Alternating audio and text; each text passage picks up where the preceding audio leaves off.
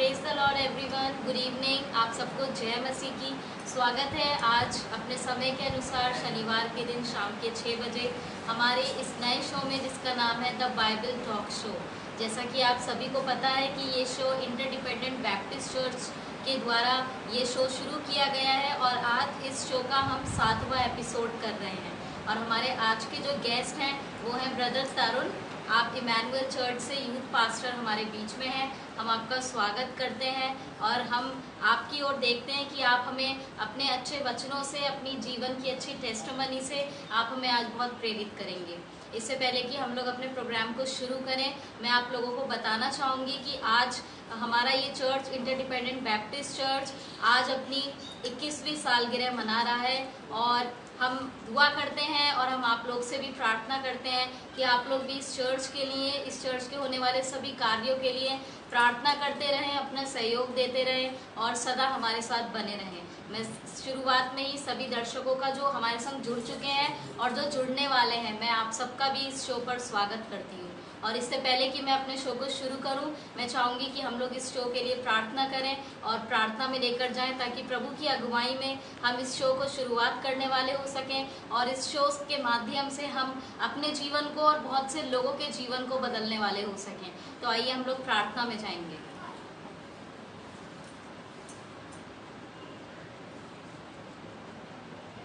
धन्यवाद करते हैं पिता परमेश्वर इस अच्छे समय के लिए जो आपने हमें आज इस शाम के समय में दिया है। पिता, हम आपका धन्यवाद करते हैं हमारे जीवन के लिए कि आपने अब तक हमारे जीवनों को संभाला है और हमें जिंदों की ज़मीन पर बरकरार रखा है। पिता, हम धन्यवाद करते हैं जैसा कि आपने हमें एक अच्छा दर्शन दिया है कि हम इस द बाइबल टॉक शो को चला सके। पिता, मैं आपका धन्यवाद करती हूँ और खुदा जैसा कि हमारी प्रार्थना थी कि ये शो हमारा सफल हो सके और बहुत से लोग इस शो के द्वारा आशीषित होने वाले हो सकें और जो भी गेस्ट यहाँ पर आते हैं उनके जीवन से हम लोग बहुत कुछ सीखने वाले हो सकें और हमारे दर्शकों को भी उनके जीवन से आशीष मिलने वाली हो सके। प्रभु, हम आपका धन्यवाद करते हैं कि हमें बहुत अच्छे रिव्यूज़ इस शो के मिलते हैं। खुदा, बहुत से लोग जो हमारे साथ जुड़ते हैं, जुड़े हुए हैं, वो हमें एनकरेज करते हैं और इस शो की अच्छाइयों को खुदा वो हमें आगे ले जाने में हमारी सहायता करते हैं। पिता, मैं धन्यवाद करती हूँ पूरी टीम के लिए जो पूरी टीम के द्वारा खुदा आज ये काम सफल होने पाया है। पिता, मैं धन्यवाद करती हूँ इंटरडिपेंडेंट बैप्टिस्ट चर्च के लिए जिसे खुदा बाप आपने अब तक संभाला है और दिन प्रतिदिन अपनी सेवा के लिए खुदा आगे बढ़ाया है। और जैसा कि ये चर्च आपकी सेवा करता आया है आरंभ से, उसी प्रकार से खुदा आपने इस चर्च को बहुत आशीषित किया है और इस चर्च के द्वारा बहुत से नए कार्यक्रमों को दिया है खुदा और बहुत से ऐसे कार्यक्रमों को जो बहुत से लोगों के जीवनों को जीतने वाले हैं। खुदा, हम आपका धन्यवाद करते हैं और पिता, मैं धन्यवाद करती हूँ हमारे सभी गेस्ट के लिए जो अब तक आ चुके हैं, जिनके जीवनों से हम प्रेरित हो चुके हैं खुदा, और जो आज हैं हमारे साथ और जो आगे आने वाले हैं। आप सबके जीवनों पर अपनी आशीष दीजिए, सबके जीवनों को अच्छा रखिए, अच्छा स्वास्थ्य दीजिए और अपनी सहायता में, अपने मार्गदर्शन में लेकर चलिए। एक बार फिर सारी बातों को आपके हाथों में सौंपते हुए इस प्रार्थना को बड़े विश्वास के साथ आपके प्रिय पुत्र हमारे उद्धारकर्ता प्रभु यीशु मसीह के नाम से मांगते हैं, सुनिए और कबूल कीजिए। आमीन। तो एक बार फिर स्वागत है आप सभी का हमारे इस शो में, द बाइबल टॉक शो में। और जैसा कि मैंने आप लोगों को बताया, आज हमारे गेस्ट हैं ब्रदर तरुण। आप इमैनुअल चर्च में at present as a youth pastor काम कर रहे हैं। बहुत ही खुशी होती है जब हम जवानों को परमेश्वर के कामों को करते हुए देखते हैं, उसकी सेवा को करते हुए देखते हैं। तो वाकई में ये एक बहुत ही हमारे लिए प्रेरणा का काम होता है, बहुत से लोगों के लिए, क्योंकि बहुत से ऐसे जीवन है, बहुत से ऐसे जवान हैं जो बहुत से कार्यों में लगे हैं डिफरेंट, पर वो बहुत आशीषित और चुने हुए लोग हैं जो सब कुछ छोड़कर प्रभु की सेवा कर रहे हैं। मैं धन्यवाद करती हूँ कि प्रभु हमें हर बार अच्छे हमें सेवक अपने दे रहा है जो अपनी सेवा के द्वारा हमारे जीवनों को प्रेरित करते हैं। मैं भाई के विषय में बताना चाहूँगी, आप बरेली से हैं, आपके माता पिता दोनों सरकारी रिटायर्ड वर्कर्स हैं, आपके एक छोटे भाई हैं, एक छोटी बहन है और साथ ही आपके घर में आपके साथ आपकी पत्नी और छोटी सी प्यारी सी आपकी बेटी रहती है। आपने बीकॉम एमबीए भी यही बीकॉम और एमबीए किया है। उसके बाद आपने बहुत सी कंपनीज के साथ काम किया है, आपका बहुत अच्छा वर्किंग एक्सपीरियंस रहा है और फिर प्रभु में आने के कारण आपने अपने जीवन को प्रभु को समर्पित किया और आज आप इमैनुअल चर्च में as a church youth pastor आप काम कर रहे हैं, अपनी सेवा दे रहे हैं और साथ ही आप एक अच्छे वर्शिप लीडर भी हैं और आप दिन प्रतिदिन प्रभु के कामों में आगे बढ़ते जा रहे हैं। प्रभु आपके परिवार को, आपकी सेवा को, आपके चर्च को बहुत आशीष दे। और इस समय, इससे पहले कि मैं आपके साथ अपने सवालों को शुरू करूं, जैसा कि ये सवालों का शो है, मैं चाहूँगी आप हमें आराधना में लेकर जाएं।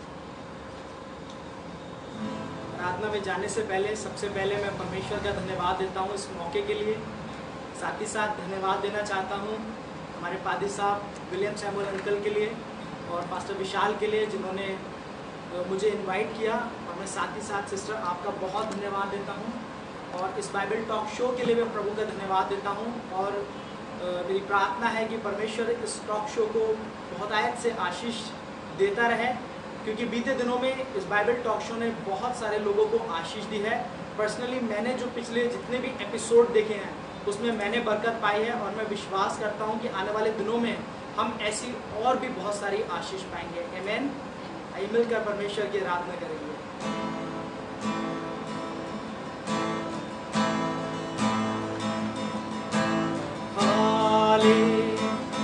हालेलुया, हालेलुया,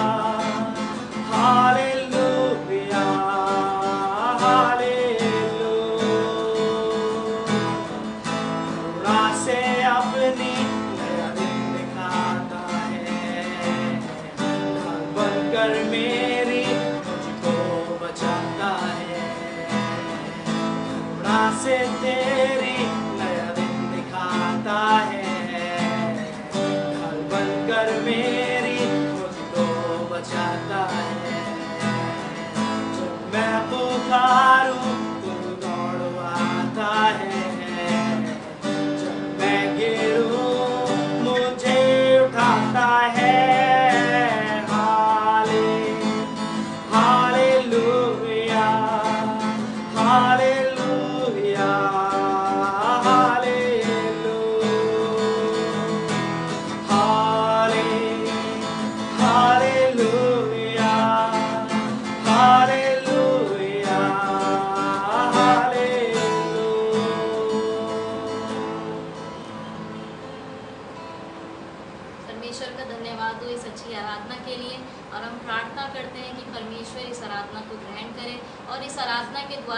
जो लोग हमारे साथ जुड़े और हमारे जीवन को, भाई के जीवन को बहुत आशीषित करें। परमेश्वर का धन्यवाद हो। और मैं एक बार फिर धन्यवाद करती हूँ भाई का कि आप हमारे साथ हैं। और आइए हम अपने इस शो को, जैसा कि ये सवालों जवाबों का शो है, हम इसे शुरुआत करेंगे। सबसे पहला सवाल मैं भाई से जानना चाहूँगी, जैसे कि आप एक दूसरे बैकग्राउंड से आप आए हैं, तो आप यीशु मसीह में आपने जीसस को क्यों एक्सेप्ट किया, क्यों आप यीशु मसीह में आए? बचपन से ही मेरा भाई बीमार रहा करता था और डायग्नोस में हमें पता लगा कि उसका लीवर बहुत इनलार्ज है। उसका जो लीवर का एक्चुअल साइज़ था वो उस एक्चुअल साइज़ में ना होकर बल्कि बहुत ज़्यादा इनलार्ज था, और डायग्नोस में हमें पता लगा कि इसको हमें ट्रांसप्लांट कराना पड़ेगा। लेकिन मेरा भाई जिस वक्त हमें ये बात पता लगी वो 5-6 साल का था, और ये पॉसिबल नहीं था एक 5-6 साल के बच्चे के लिए कि हम उसका लीवर ट्रांसप्लांट कराएं, क्योंकि लीवर ठीक से काम ना करने की वजह से ना तो वो ठीक से खा पाता था, और कुछ खाता भी था तो उसको डाइजेस्ट नहीं हो पाता था, जिसकी वजह से उसके साथ बहुत सारे हेल्थ इश्यूज़ हो गए थे।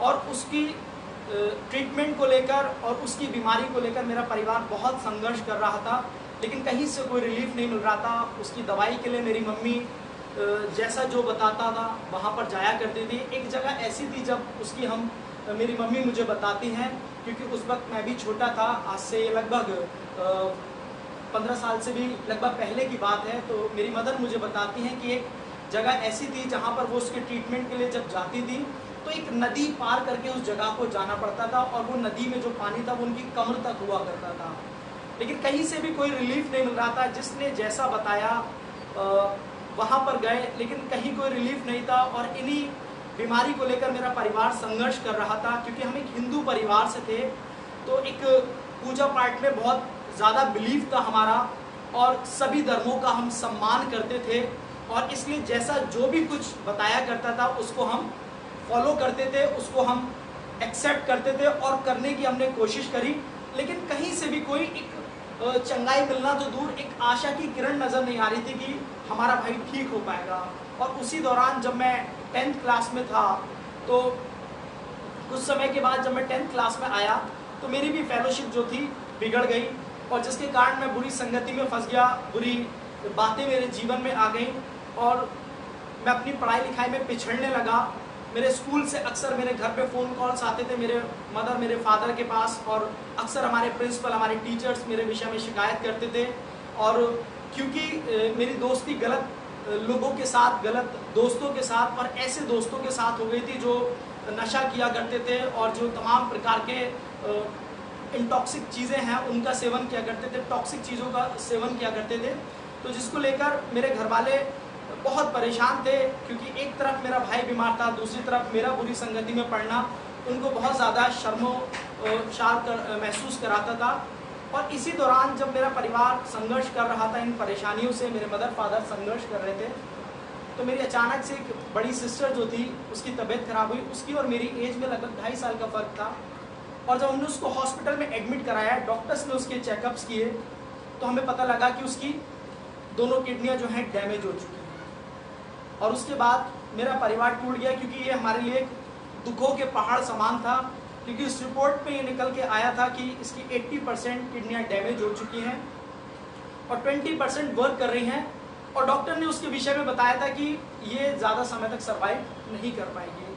और मुझे आज भी याद है वो दिन, कि एक ऐसे दिनों को मैंने अपनी लाइफ में अपने परिवार में देखा है कि एक रोज़ जब हम अपनी बहन को हॉस्पिटल से घर लेकर आए, तो उसी क्षण हमें विदिन 10 मिनट्स अपने छोटे भाई को हॉस्पिटल में एडमिट कराना पड़ा। और मैं अपने माँ बाप को बचपन से घर में कम हॉस्पिटल में ज़्यादा देखा करता था, लेकिन प्रभु का धन्यवाद देते हैं कि बाइबल में लिखा है कि परमेश्वर टूटे मन वालों के समीप रहता है।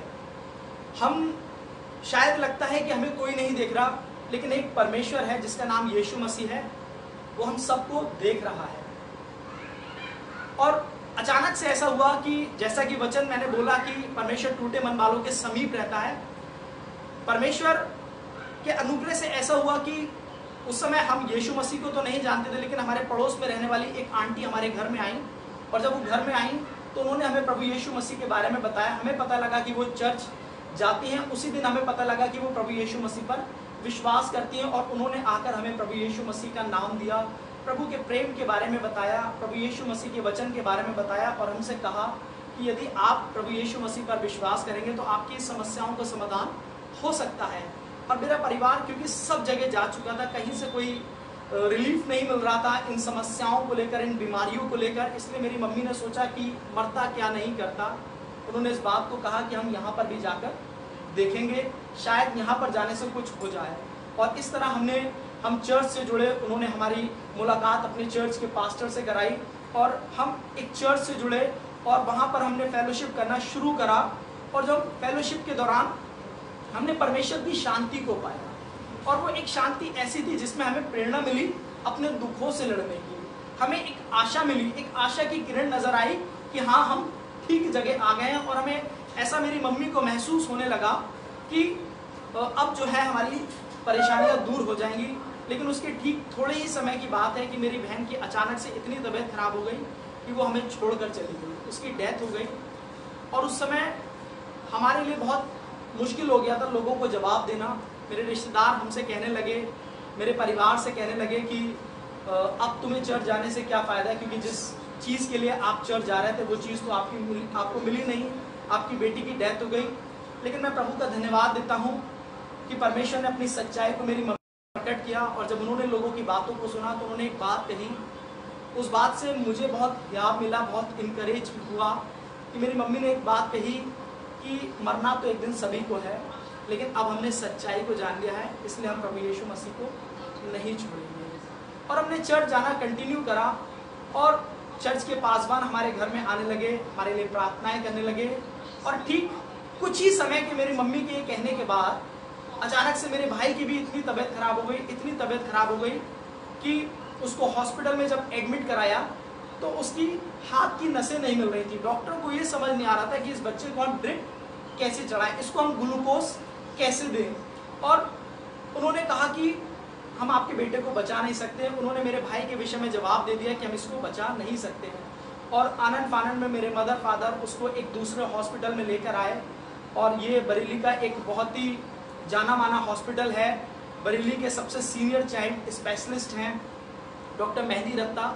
उन्होंने भी इस बात को कहा, जब उस बच्चे को देखा, मेरे भाई को देखा, तो उन्होंने एक बात को कहा कि आपका बच्चा जो है 1-1.5 साल तक ही सर्वाइव करेगा। हम ट्रीटमेंट तो कर रहे हैं, हम कोशिश कर रहे हैं इसको बचाने की, लेकिन अगर हमने इसको बचा भी लिया तो आप एक बात जान लीजिए कि ये 1 से 1.5 साल तक ही सर्वाइव कर पाएगा। उस वक्त जब डॉक्टर ने ये बात कही तो मैं हॉस्पिटल में तो नहीं था, मैं स्कूल में था। और जब मैं स्कूल से अपने घर लौटा तो ना तो मेरे मम्मी ना मेरे पापा थे, क्योंकि वो हॉस्पिटल में थे। मुझे मेरी नानी मिली और जब मेरी नानी ने बताया कि भाई की इतनी तबीयत खराब है तुम्हारे, और मम्मी पापा उसको हॉस्पिटल में लेके गए हैं, डॉक्टर ने उसके विषय जवाब दे दिया है, तो मैं अपने आप में टूट गया। और मुझे लगा कि ये क्या हो रहा है मेरे घर में। और मैं जब अगले दिन सुबह को उठा तो मेरी कुछ समझ में नहीं आया। और उस समय मैं, क्योंकि हम लोग नए नए प्रभु में आए थे, नए नए हमने प्रभु यीशु मसीह को कुछ ही दिन पहले जाना था और हमें नहीं मालूम था कि प्रार्थना क्या होती है। लेकिन मैं अपने रूम में जाकर घुटनों के बल बैठ के परमेश्वर से प्रार्थना करने लगा। मुझे नहीं पता कि प्रार्थना क्या होती है, कैसे की जाती है, लेकिन मैंने एक बात परमेश्वर से कही कि प्रभु तू मेरी ज़िंदगी ले ले, लेकिन मेरे भाई को ज़िंदगी दे दे। मैंने कहा प्रभु यीशु मसीह, यदि आप मेरे भाई को जीवन दोगे तो मैं अपना जीवन आपको दे दूंगा, यदि आप मेरे भाई को बचा लोगे तो मैं आपकी सेवा करूंगा। मुझे नहीं पता मैं ऐसा क्यों बोल रहा था, मुझे नहीं समझ आ रहा था। मुझे ये भी नहीं मालूम था कि परमेश्वर की सेवा क्या होती है। मैं यीशु मसीह को बहुत अच्छे से मैंने भी जाना नहीं था, लेकिन मेरे मुंह से शब्द निकल रहे थे। और वो शब्द इसीलिए निकल रहे थे कि आज के दिन मैं परमेश्वर की महिमा करूँ, क्योंकि परमेश्वर ने मुझे अपनी महिमा के लिए चुन लिया था। बाइबल में लिखा है कि उसने गर्भ में रचने से पहले हमें चुन लिया है। और उस दिन के बाद से मैं आंसू के साथ प्रार्थना कर रहा था। और मैंने उस दिन के बाद से अपने परिवार में एक परिवर्तन को महसूस करने लगा। मैंने देखा कि मेरा भाई, जिसको हम हर महीने हॉस्पिटल में एडमिट कराते थे और जिसकी नाक से जब ब्लड निकलता था तो रात रात भर बहता था, उस भाई के हेल्थ इश्यूज रिकवर होने लगे। उसके जितनी भी हेल्थ से रिलेटेड प्रॉब्लम थी वो हल्के हल्के ठीक हो रहे हैं। और मैंने देखा कि हल्के हल्के उसका स्वास्थ्य अच्छा होता जा रहा है। और उस दिन का दिन है, आज का दिन है। मैं आपको बताना चाहता हूँ मेरा भाई बिल्कुल सुरक्षित है, स्वस्थ है, जीवित है। आज उसकी उम्र लगभग 24 साल है। और मैं प्रभु का धन्यवाद देता हूँ कि डॉक्टर ने तो उसको 1-1.5 साल ही का मेहमान बताया था, लेकिन मैं प्रभु का धन्यवाद देता हूँ कि सच में अंतिम फैसला परमेश्वर लेता है। और आज मेरा भाई डॉक्टर की कही हुई उस बात को लगभग 12 साल से भी ज़्यादा हो गए हैं, लेकिन मेरा भाई आज भी बिल्कुल स्वस्थ है। और आज मैं प्रभु का धन्यवाद देता हूँ कि उसको परमेश्वर ने एक मजबूत विश्वास दे रखा है। आज वो लोगों के लिए दुआ करता है और लोग ठीक हो जाते हैं। और आज मैं प्रभु की सेवा कर रहा हूँ। हालेलुया, परमेश्वर का धन्यवाद हो इस अच्छी हमारे सवाल के द्वारा इस अच्छी गवाही के लिए कि किस तरह परमेश्वर शांति देता है। और जैसा कि भाई ने कहा कि यदि तू मेरे भाई को जीवन देगा तो मैं अपना जीवन तुझे दे दूंगा। भाई ने परमेश्वर में अपने उस वायदे को पूरा किया है। और सच में हमारा प्रभु महान है, जो हमें जीवन देता है, दिन प्रतिदिन हमें नया जीवन देता है। और जो बच्चा जिसके 1.5 साल तक जीने की उम्मीद थी, आज वो अपने जीवन के 1.5 साल से क्या 12 साल तक पूरे कर चुका है। और जैसे कि वो परमेश्वर की सेवा कर रहा है, तो हम ये विश्वास करते हैं कि वो बहुत दिनों तक जीवित रहकर परमेश्वर की सेवा करेगा। और भाई के जीवन के लिए भी प्रार्थना करते हैं कि भाई ने अपना जीवन परमेश्वर को जो वायदा किया था उसको अपने जीवन से पूरा किया है। और यही उसका आज भाई के जीवन में प्रतिफल है कि वो भी एक अच्छा जीवन जी रहे हैं, उनका परिवार भी और उनके भाई भी। परमेश्वर का धन्यवाद। अगली बात मैं आपसे जानना चाहूँगी कि जैसा कि आपका जीवन बिगड़ गया था, है ना, घर में बहुत सी परेशानियाँ थी, तो ऐसा क्या हुआ जीसस में आकर जिसने आपकी लाइफ को चेंज कर दिया? हमारे चर्च में एक प्रार्थना सभा हुई थी जब हम नए नए प्रभु में आए थे, और उस प्रार्थना सभा में एक परमेश्वर के सेवक शाहजहाँपुर से आए हुए थे। और मैं बताना चाहता हूँ कि उस वक्त मैं चर्च तो जाया करता था, लेकिन हमेशा पीछे बैठा करता था। और मैं पीछे इसलिए बैठता था क्योंकि पीछे चर्च की दीवार हुआ करती थी, और क्योंकि मैं प्रभु यीशु मसीह के प्रेम को समझता नहीं था, इसलिए मुझे लगता था कि चर्च जल्दी ओवर हो और मुझे घर जाने को मिले। इसलिए मैं हमेशा पीछे वाली दीवार ढूंढा करता था, और मैं पीछे बैठा हुआ था जब वो प्रचार कर रहे थे। और वो बाइबल में दूसरा राजा 6 अध्याय से और उसके 7वें अध्याय से प्रचार कर रहे थे, जहाँ पर जिक्र है कि एक बार आराम के राजा ने शोमरोन पर आक्रमण किया था और शोमरोन में अकाल पड़ा था। और हम सब जानते हैं कि उस शोमरोन के अकाल में 4 भिखारियों का बहुत अहम रोल था उस नगर को, और हम कहेंगे कि उस देश को बचाने में, क्योंकि यदि उन्होंने पहल ना करी होती तो शोमरोन में वो अकाल खत्म नहीं हुआ होता। तो जब वो बार बार उन 4 भिखारियों के ऊपर प्रचार कर रहे थे, फोर्स कर रहे थे, तो ऐसा लग रहा था कि जब वो प्रचार कर रहे थे तो मुझे ऐसा लग रहा था कि शायद परमेश्वर मुझसे बात कर रहा है। और वो ये कह रहे थे कि अगर वो 4 भिखारी प्रयास ना करते तो वो शायद भूखे मर जाते।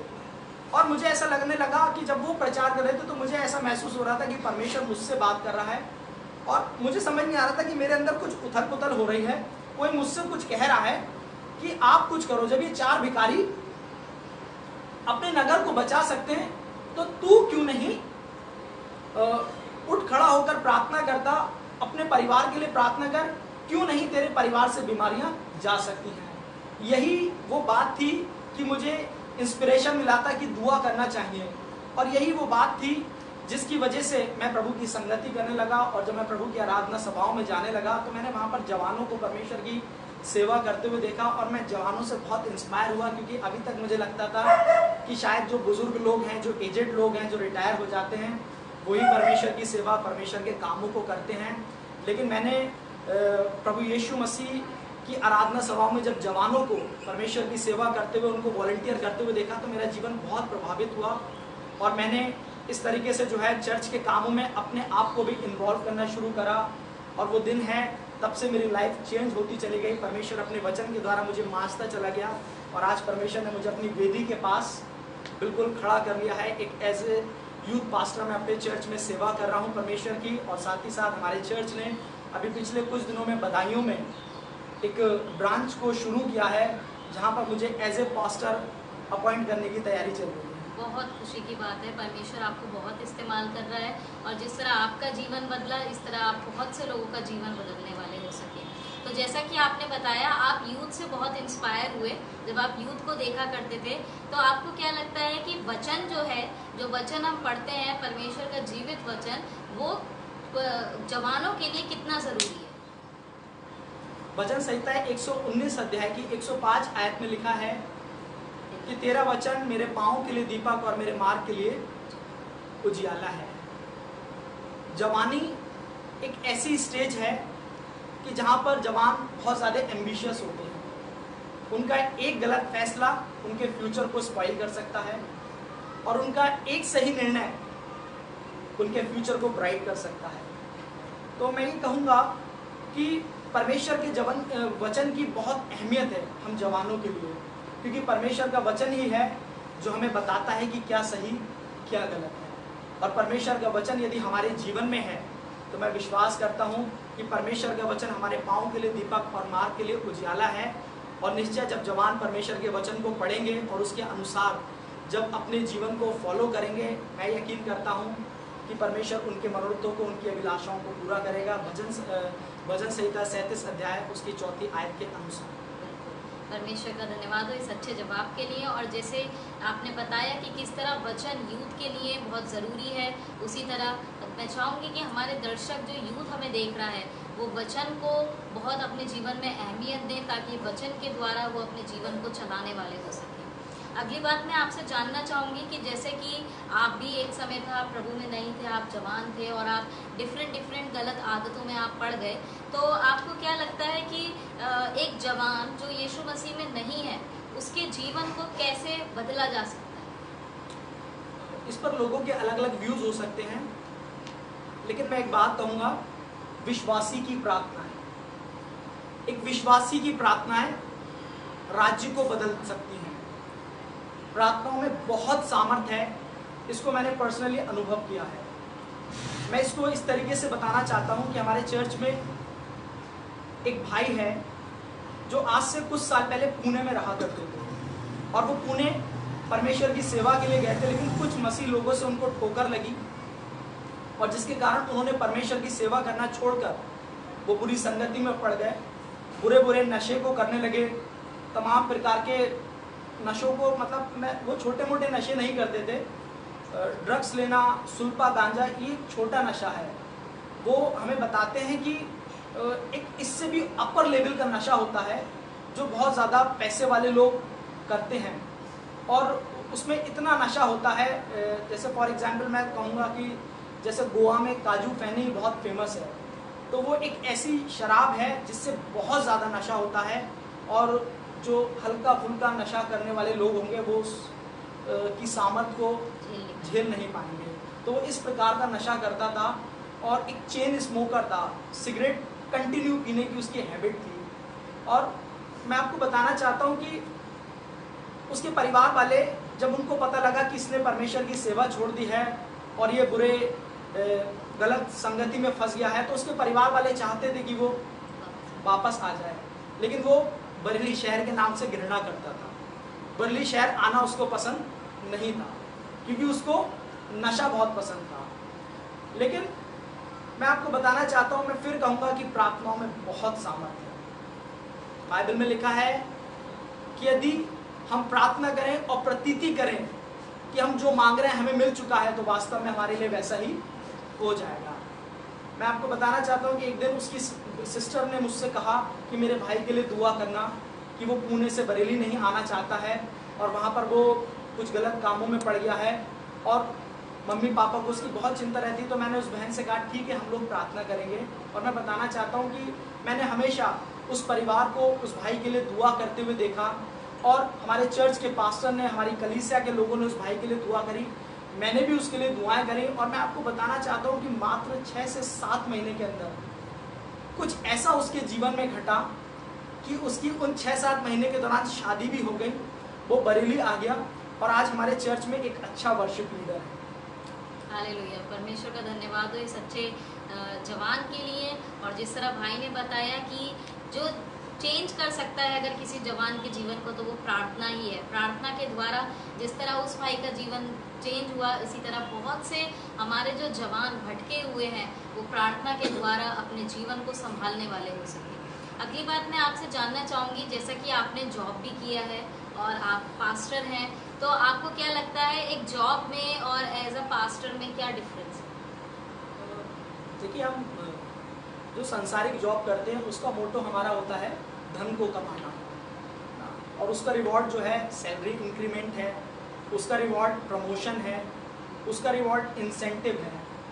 बट हम जब परमेश्वर की सेवा करते हैं, जब हम परमेश्वर के लिए अपने आप को समर्पित करते हैं, तो हम इसलिए समर्पित करते हैं कि हम परमेश्वर की कॉल को पूरा कर रहे होते हैं, परमेश्वर की बुलाहट को पूरा कर रहे होते हैं। वो जिम्मेदारी जो परमेश्वर ने हमें दी है, हम उसको पूरा कर रहे होते हैं, और उसका रिवॉर्ड है भजन संहिता 34 अध्याय उसकी 10वीं आयत, उसका रिवॉर्ड है मत्ती 6 अध्याय 33वीं आयत, और जहाँ पर इस प्रकार से लिखा है कि जवान सिंहों को तो घटी होगी, वे भूखे रह जाएंगे, लेकिन यहोवा के खोजियों को किसी भली वस्तु की घटी ना होगी।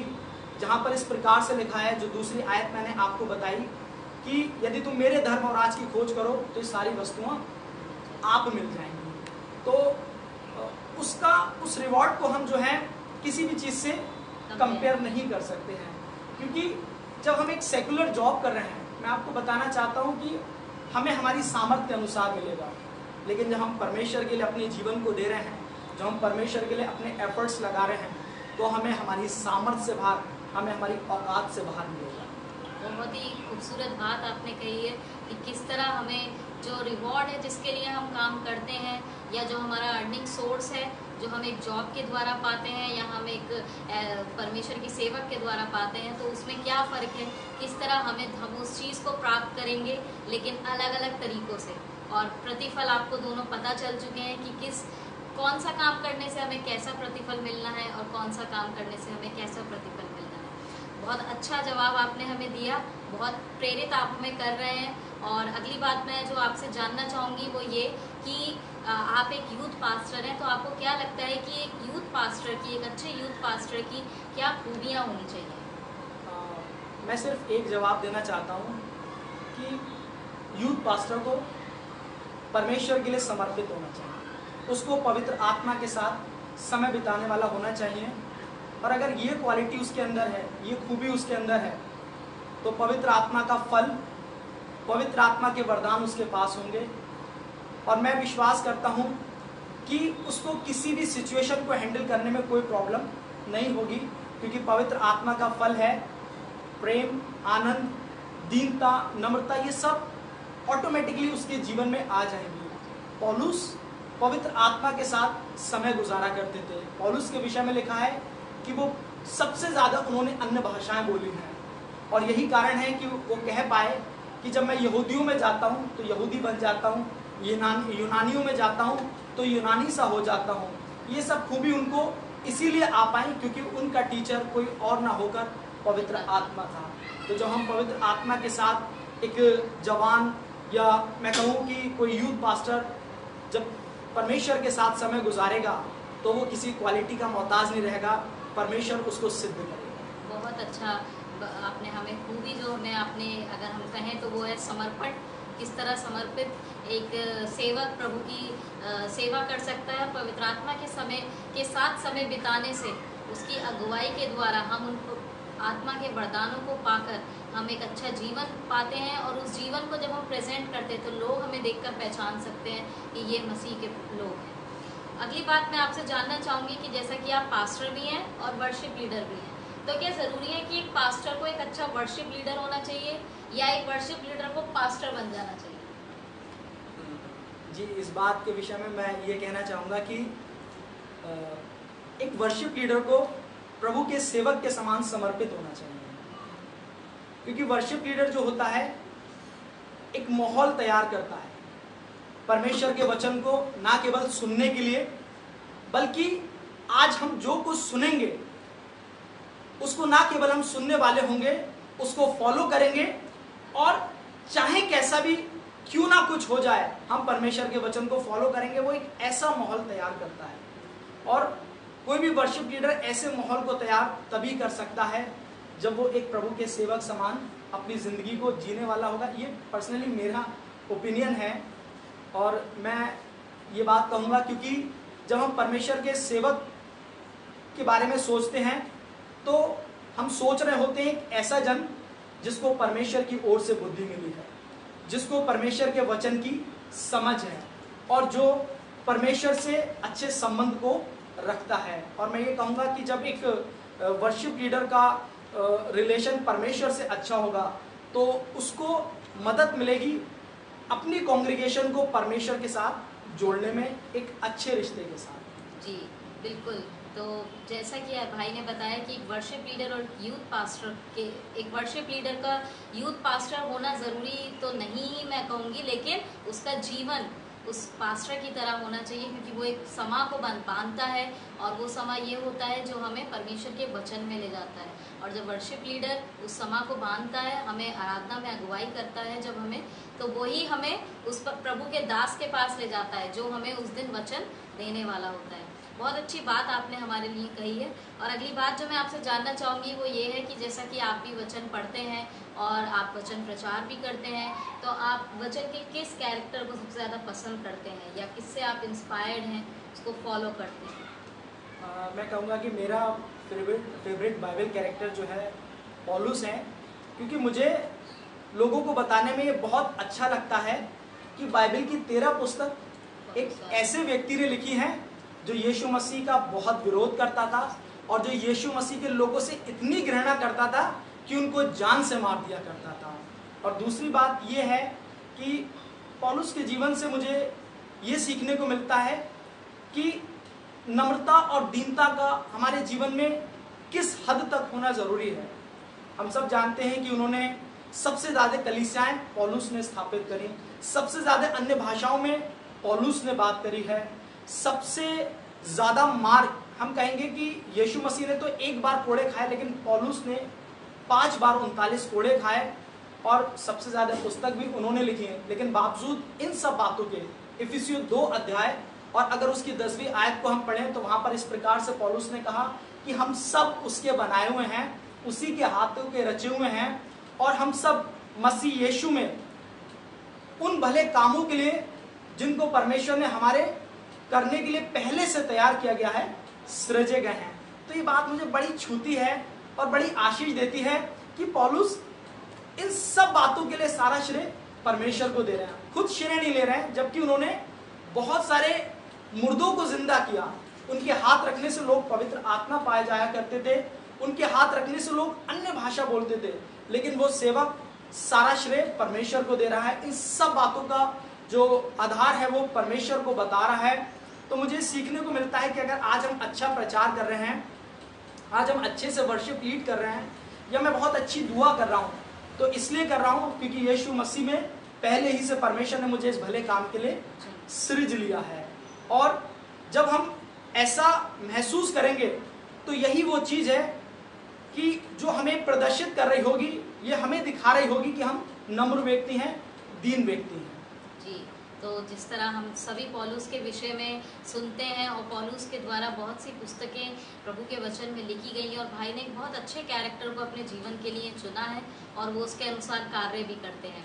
अंतिम बात जो मैं आपसे कहूँगी कि जैसे कि आप भी एक जवान हैं, यूथ पास्टर हैं, आपका जीवन बहुत प्रेरणादायक है और बहुत सी कठिनाइयों के साथ आप आज उभर कर आए हैं प्रभु की सेवा करने के लिए।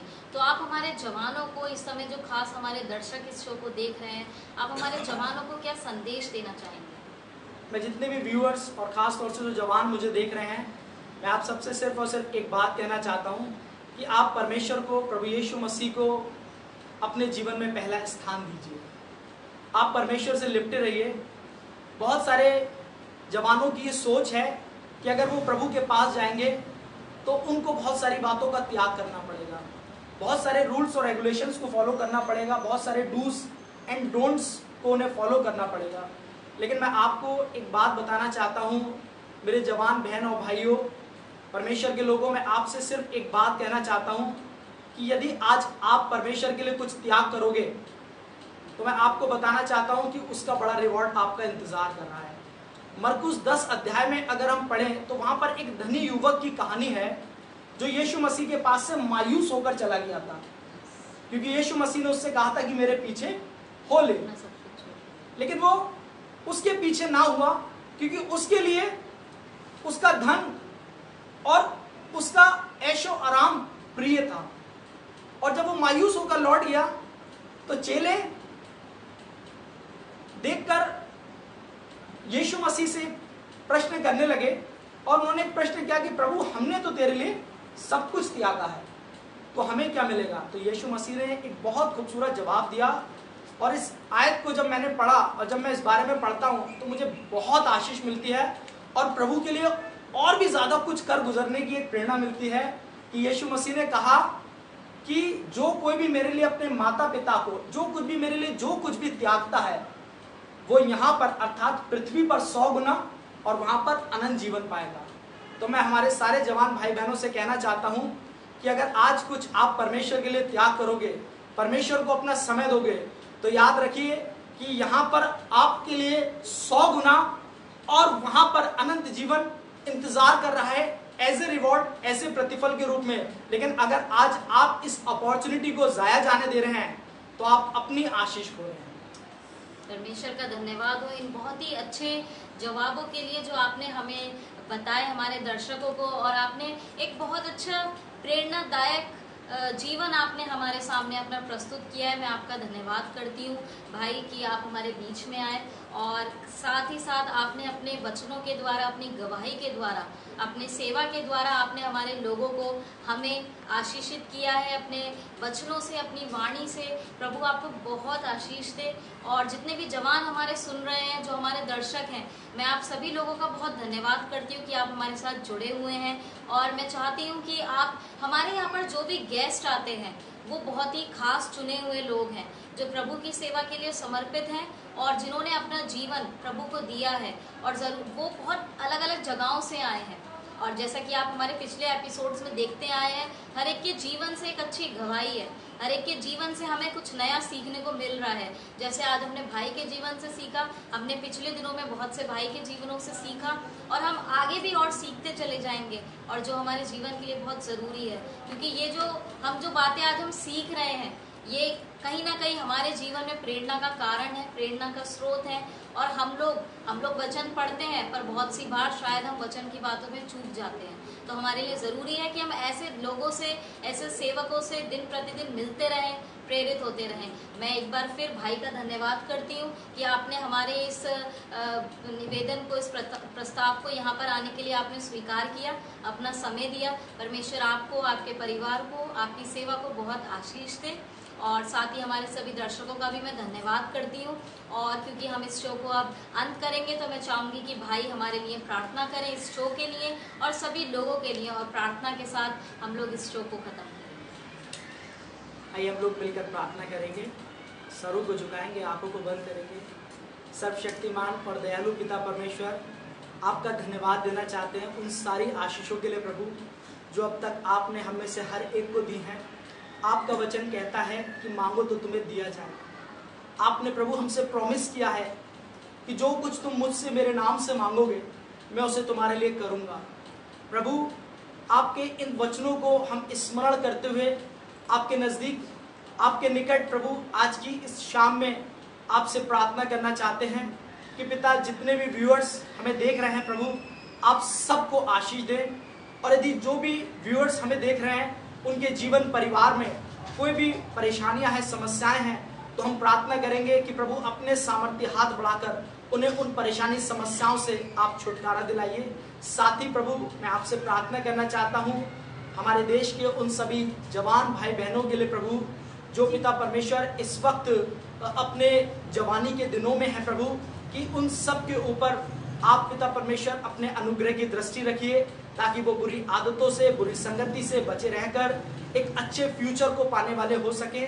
साथ ही मैं प्रार्थना करता हूँ प्रभु यीशु मसीह, इस बाइबल पिता परमेश्वर टॉक शो के लिए पिता परमेश्वर, जो आपके दास रेवरेंड विलियम सैमुअल जी के द्वारा, जो पास्टर विशाल जी के द्वारा और जो सिस्टर के द्वारा संचालित किया जा रहा है पिता, हमने इनसे बीते दिनों में बहुत आशीष, बहुत बरकत पाई है, और चाहते हैं कि प्रभु तेरा सामर्थ्य हाथ इस बाइबल टॉक शो पर बना रहे, ताकि आने वाले दिनों में हम और भी बहुत आशीष पाने पाएं, और इस शो के माध्यम से हमारे बरेली में, हमारे यूपी में, हमारे देश में प्रभु आपका राज्य बढ़े। यही प्रार्थना हम अंतिम शब्दों में करना चाहेंगे कि प्रभु आपका राज्य इस टॉक शो के द्वारा बढ़े। इस टॉक शो में प्रभु आपका नाम पवित्र माना जाए, और आपकी जैसे मर्जी स्वर्ग में पूरी होती है, इस बाइबल टॉक शो के द्वारा हम सब के जीवनों में, हमारे शहर में, हमारे देश में पूरी होती चली जाए। यीशु मसीह के नाम से मांगते हैं, आमीन। परमेश्वर का धन्यवाद हो सारी अच्छी बातों के लिए, और मैं भाई का फिर से धन्यवाद करती हूँ। साथ ही आप सब व्यूअर्स का जो हमारे साथ जुड़े और हमारे साथ जुड़े रहते हैं। और जैसा कि ये शो कल भी आएगा संडे शाम को 6 बजे, हम फिर से एक नए गेस्ट के साथ होंगे, एक नए जीवन के साथ होंगे, बहुत सी नई बातों को सीखेंगे। तब तक के लिए आप सभी लोग घर में रहें, सुरक्षित रहें, अपने प्रशासन का, सरकार का नियमों का पालन करते रहें, प्रार्थना करते रहें, वचन पढ़ते रहें और प्रभु में बने रहें। इसी विश्वास के साथ मैं आप लोगों से विदा लेना चाहूँगी। परमेश्वर आप सबको आशीष दे। जय मसीह की।